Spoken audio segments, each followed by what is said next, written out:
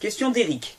Voici les questions dont je n'ai pas trouvé de réponse. Que penses-tu de l'eau Kangen, une eau très basique mise au point au Japon?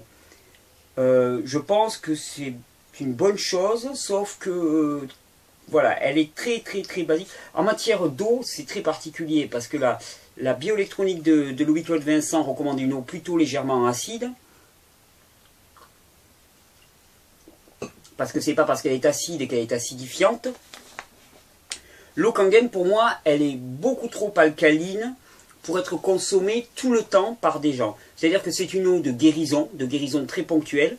Et encore, je demande à être contré là-dessus. Je demande à être contré là-dessus parce que je ne suis pas au courant de l'eau. Je ne suis pas un spécialiste de l'eau.